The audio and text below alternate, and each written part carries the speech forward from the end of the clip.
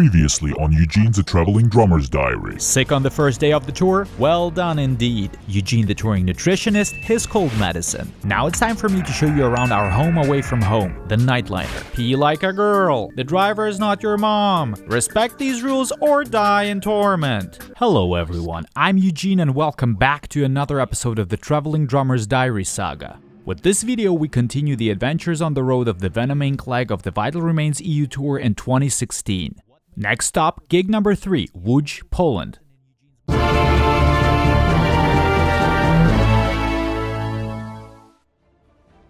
The venue we played was called Łódzki Dom Kultury, which translates to something like House of Culture. Having a partially Slavic background and remembering where I came from, this name somewhat concerned me. In post-Soviet countries, a house of culture is usually a place where various artistic events were held. If you look it up on the internet, it might strike you as a fancy gallery or a museum sort of thing. Usually they got these in every other bigger village back at home and they looked more like this. Or this. Or even like this. Upon arrival, the exterior of the building looked like this. The resemblance was uncanny. The nightliner was parked right in front of the main entrance. What I found inside was probably one of the most positive disappointments on that tour. I do recall enjoying the catering very much. We also had a small but nice private backstage room just for us. Obviously, the stage was not a part of this gallery, nevertheless the promoters did a fine job. Probably the PR was also good because we had a nice attendance of 300 plus people who went crazy. It was one of the best shows on that tour for sure, maybe because of Poland being so religious and the crowd simply being happy we came to offend so many people in their country. Maybe it will be unfair regarding other venues on this tour, but my skeptical attitude towards the standards of post-Soviet establishments led to a big relief seeing this venue on the inside, which forces me to give it a good score. 4 out of 5. Tip number 60. A drunk bystander's beer gut can be utilized as a cup holder for you to enjoy the show free-handed. 4 out of 5 stars for the venue, of course, not for my performance, which we will get to right now. Some valuable knowledge can be drawn from this particular show. Just look at those tom mics. Dear sound engineers, please have mercy on my soul. The first rack tom mic on a boom stand? Why the f*** not? Especially when it's sticking out so far in front of the kit that the folks in the first row can literally touch it. Nice, just what I needed. Perfect. My guess is that the local sound guy that night was just doing his PhD in unconventional mic positioning. I would totally let him pass with an A+, but for those of you who know me from teaching drums know how strict and demanding I can be to musicians. So I decided to throw in some challenges for the sound guy's PhD research by moving his mics to my convenience. Of course, he didn't tolerate this behavior, so he took revenge by removing the snare mic. In addition to all of this, the power supply outlet behind me was very unstable. This resulted in my trigger module and sample pad constantly turning off completely. The Savior of the Day award goes to Riley and his never-depleting rolls of gaffer tape. Okay, I think that's enough traumatic experience for one night. Let's head north till we hit the seashore in Gdansk.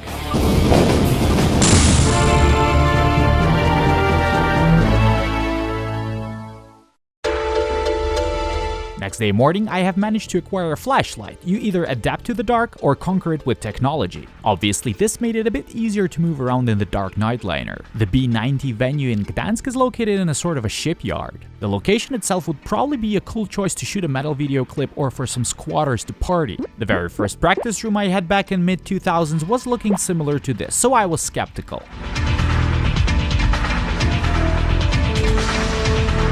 The luggage compartment of the bus serves to hold the smaller and more precious cargo than the rented backline. No way those egocentric guitarists would let their fragile banjos jump around in the trailer on the bumpy highways. Tip number 61. Store your suitcases, big bags with personal belongings, as well as guitars, cymbals, pedals, and so on in the luggage compartment of the nightliner rather than the trailer to avoid damage. Alright, let's infiltrate the warehouse. Direct access from the back door to the stage on this ramp to bring in the equipment? Thank you. The main hall was pretty big. According to the venue's webpage, it could fit around 1,500 people. No wonder, they had pretty big bands playing here like Behemoth, Gdansk being their hometown. The backstage rooms were located upstairs, a couple of floors above the stage. Relatively small and equipped with an even smaller bathroom, shower. Usual catering with pivko and jack.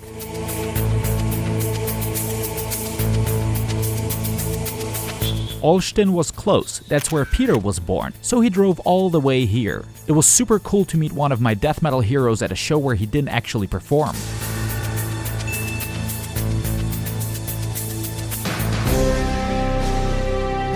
A bit too far to walk up and down on the staircase from the dressing room to the stage. The huge hall was kinda wasted for a gig of such small caliber in my opinion, but I'm still gonna give this tank hangar a solid 4 out of 5.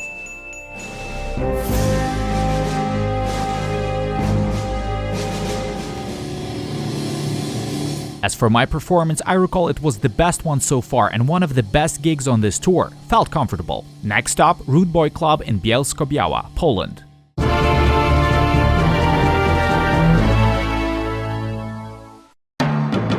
From what I recall, this show was supposed to happen in Krakow, but then got moved a few centimeters on the world map. That's how we got to the Rude Boy Club, a very nice and small venue for underground metal shows. One notable thing is the venue owner, Polly, and his famous Polish hospitality. I'm 99% sure any musician who played this venue and is watching the video now knows what comes next. Polly is a very kind-hearted, sweet and generous person. I've been lucky to work with him in 2019 with Decapitated, where he was the sound engineer. Alongside his big heart comes his infamous cherry vodka recipe, the dreaded Wiśniówka, which is a strong, delicious and dangerously sweet alcoholic beverage served by yours truly. The biggest threat it poses is completely knocking you out before the show because of how strong it is. Usually Polly's generous manners simply don't allow him to take no for an answer, because apparently the Wiśniówka is a mandatory condition of your performance at the venue.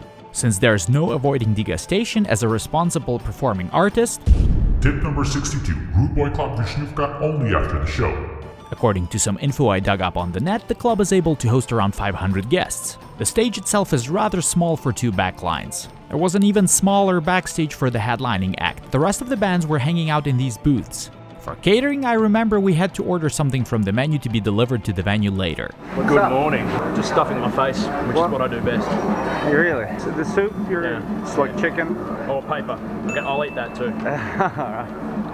Some folks had spare time to get spare heads for our kit just in case, even only after 4 shows. Better safe than sorry. Unfortunately, the venue didn't have any showers, so the promoters took us by van to a hotel of some sort one by one. Not having the luxury to choose a convenient time slot, I volunteered to go as soon as the opportunity rose. I have already mentioned in episode 3 that I prefer to shower after the gig to wash off the sweat. This will be an even more important nuance in future vlogs where I'll have to get rid of post-show paint and blood. But beggars can be choosers, so let's wash up. How do you say the name of this? Bielsko-Biała, as far as I know. Yeah, your Polish accent is great. Thank you, because I'm Peeing in the river, peeing in the trash bin, peeing on Nergal. The Rude Boy Club in Bielsko-Biała is overall a nice venue. I'll revisit it once again in 2017 to support Castrum with Banisher. The absence of a proper backstage and showers will force me to give it a 3 out of 5. That's enough Wiśniówka for this tour. Time to head back to the Czech Republic. Next stop, Ostrava, Barracks Club.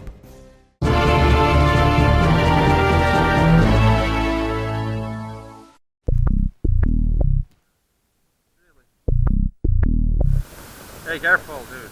This is Brian. Anyone who toured with him knows he's the life of the party, a really entertaining guy to have around. The nightliner was parked right next to the road at the entrance to the venue by the Ostravice River.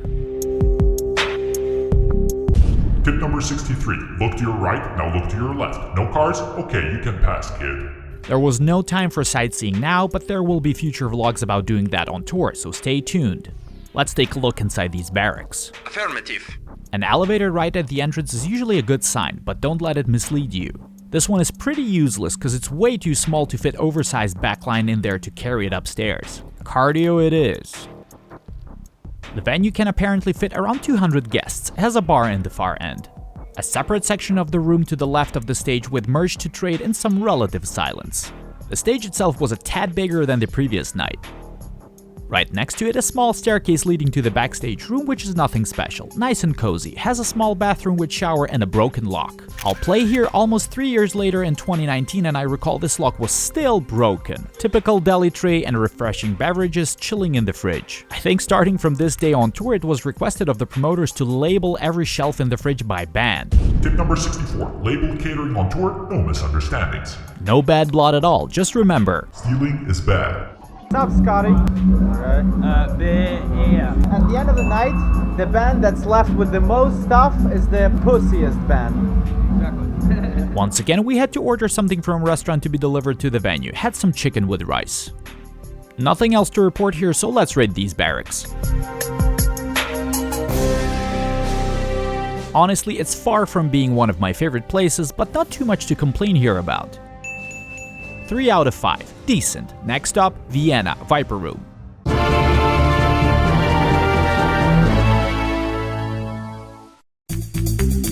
Sometimes, depending on a specific venue, the nightliner cannot park next to it at any time of the day. This was the case with Viper Room in Vienna from what I recall. We were not supposed to park there before 2 p.m. Because it was fairly close to Ostrava, our bus left in the morning, so we actually slept that night without driving. These calm nights are the most pleasant to get some quality rest. Not that I'm complaining about bumpy European highways, on the opposite, they are pretty nice. This of course meant that everyone woke up already before the arrival to the next city.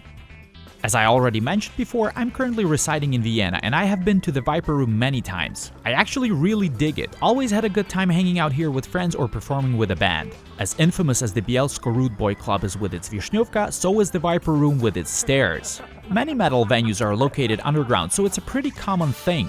But somehow the Viper Room in Vienna made it to the top of the blacklist of cursed basements. The staircase is very dark and a real lower back workout for the musicians to bring the backline in and out.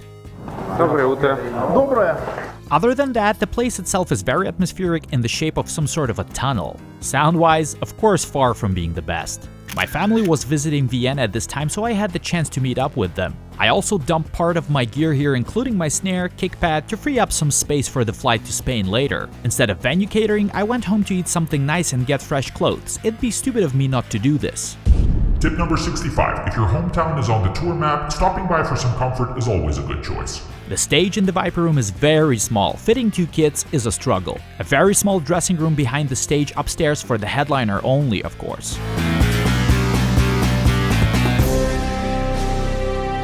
I cannot be biased by the warm memories I have of this place due to living in Vienna, so I gotta judge fairly.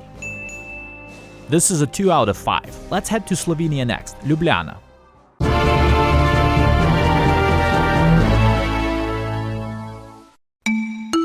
Moving south towards the Mediterranean was giving me a small hope for warmer weather for my cold. But instead of that, we were greeted with a nasty cold shower. Spending the entire day in the bus or venue would solve this inconvenience, of course. But loading in the equipment was still an unavoidable outdoor labor, and in the addition to all of that, the nightliner was parked pretty far from the venue entrance. There's no shame in trying to stay dry by any means necessary during the load-in on a rainy day.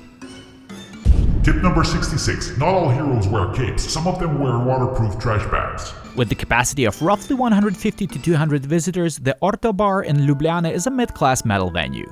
The stage is fairly small, with a miserable closet-like dressing room in the back. Located on the 2nd floor with a staircase for your daily lower backline workout routine. As the venue name suggests, this place is not short of, you guessed it right, bars.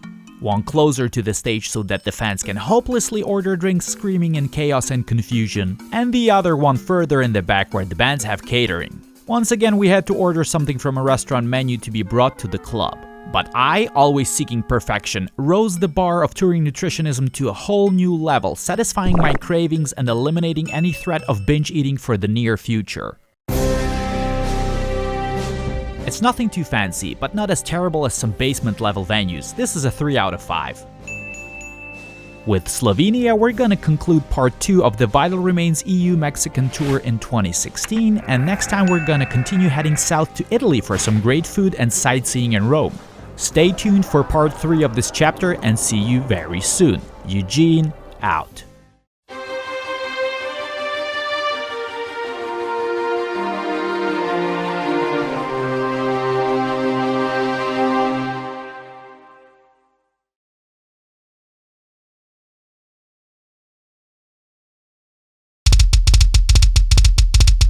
Impressed by this precision? Me too! This is all achievable thanks to the Foot Blaster triggers. Make sure that you head to footblaster.com and use the code Eugene in order to get a discount for your next Foot Blaster trigger purchase.